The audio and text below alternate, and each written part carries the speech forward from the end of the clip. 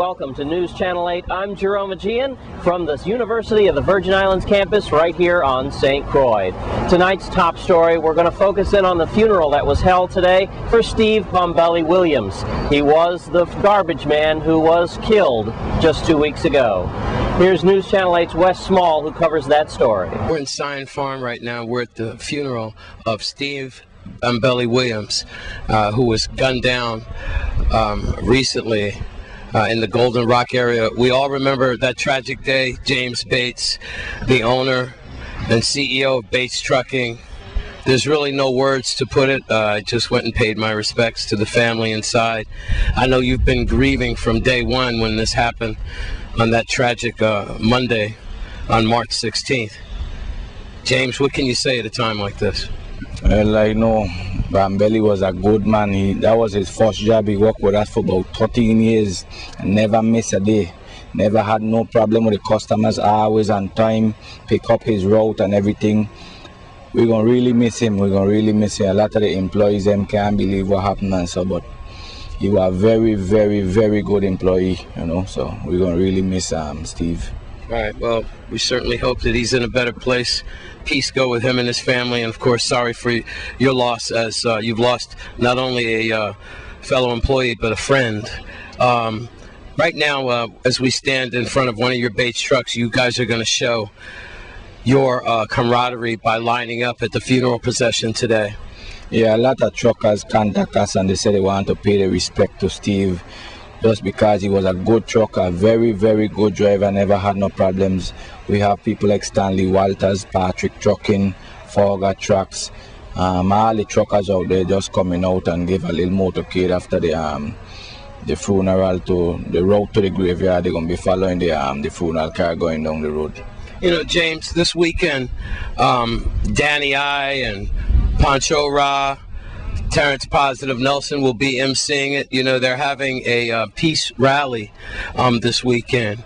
And I guess if that's any solace, perhaps we could look to that for the future. James, where do you think we're going to go with this violence? Well, I know we need it to stop. We need this thing to stop because just hurting a lot of innocent people, you know what I mean? A lot of innocent people just getting hurt. The family, watch all the friends that Steve have, you know what I mean, all the cousins and everything. Steve was a big guy to his family, you know, and a lot of them miss him a lot. They're going to really miss him, you know. He's my family also, you know. The thing with it, Steve started from a young boy hustling. He used to cut grass and everything. I always look to make a dollar, you know what I mean, to put in his pocket. And when he come to work with us, we know we had a good employee, and like I tell you, he never missed a day. So we're going to really miss his family, going to miss his sister, his brother, and everybody, you know. They're going to really miss Steve. All right. We're not going to dwell on violence today. Actually, we're trying to go to peace. But the black on black violence has to stop. Young black men killing young black men. It has to stop, and we certainly hope that it will. We hope that we can move in that direction. And James, all I can offer is my condolences. You're still a great corporate sponsor to News Channel 8 and to the community. And Steve Bombelli Williams, may he rest in peace. I'm Wes Small for News Channel 8. Thanks, Wes. And now we go to St. Thomas for the follow-up story on the shooting which occurred just 2 days ago. News Channel 8's Lee Carl gives us a follow-up. This is by way of a follow-up to the shooting that took place at Fort Milner area. Anita Panson's article in The Source helped us with some more details that we may not have known about. With just 4 shots from a .38 special continuing the turf war between St. Thomas neighborhoods unleashed Wednesday, and a park safari van traveling near Fort Miller Shopping Center is seen here. This shopping center is crowded generally with just about everybody, commuters, whatever.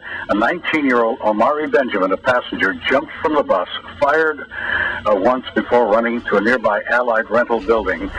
His apparent target, a 21-year-old Anselmo Farrington, attempted to fire back, but but his gun jammed. Farrington, who later implied Benjamin would be dead if the gun had fired, got off the bus and headed in the opposite direction. As the two fled in opposite directions, 911 flooded with calls. Police said they're sometimes just minutes away were rushed to the scene. Someone pointed to a building where Benjamin had disappeared. At that point, Farrington hadn't made any further than a stoplight in front of First Bank Plaza, as we had reported yesterday, and also the police chief filling us in on details at that time in our report. Interestingly enough, another call came in to 911. Farrington was picked up just minutes later. His pants were a trove of illegal treasures. Pockets held an empty magazine clip, dime bags, $100 in cash. In his waistband, a loaded gun. For the time being, he had escaped. Less than 24 hours later, officers recounted the rest of the tale. Benjamin and Farrington's advice of rights hearing. Farrington had told him that someone had fired shots at him. He said if his gun didn't jam, he would have emptied it all on him. Both men are scheduled to be arraigned in front of Judge Brenda Holler at 9 a.m. April 2nd. And here's one other factor that came out. One of the two young men is a son of a police officer. In St. Thomas, Lee Carl for News Channel 8. Thanks, Lee. And we were going to bring you part 2 of our segment on violence and youth in the territory, but due to time constraints, we're going to hold off on that story until Monday. There is a peace rally happening at Island Center this weekend. News Channel 8's Wes Small covers that. Yes, I respect.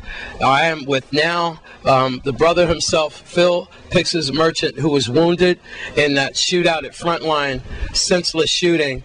And Phil, before we get started, I just want to say I'm very happy to see you're all right, you know, and I hope that you're getting all your medical needs taken care of, and rest assured that you got dynamic brothers around you right now, brothers like Batch and Afaya, Yes, right? And this is all about Island Center, 12:30. It's a peace rally.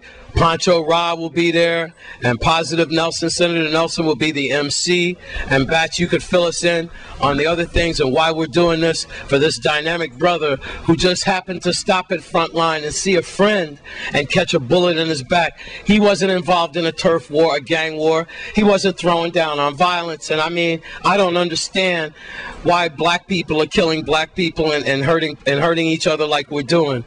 Please, we got to stop this.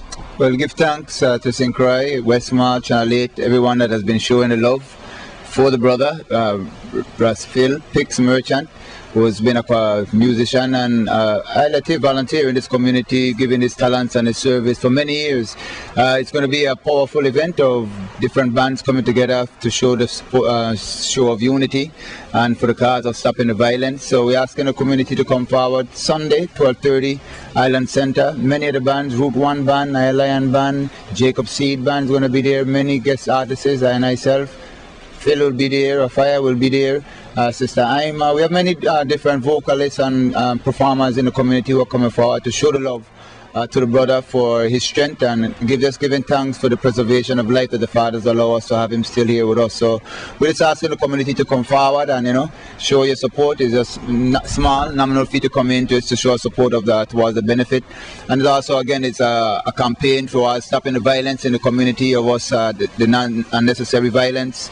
And the cases of just so many of our young brothers in the community just falling victim to senseless violence. So we're just asking the community to come out and, you know, show that love. And in the same way, we see some good music and positive word, sound, and message from the other soldiers in the community and sisters in the community same way. Phil, that sounds good to you? Yeah, man. All right, you don't have to say much. I know you're on medication, and I know you're feeling a little rough, but we're going to do what we can for you. Haile Selassie I. Enough respect. All right, get down. All right. This is Wes Small for News Channel 8. Thanks, Wes. Stay with us on News Channel 8. We have more news after the break.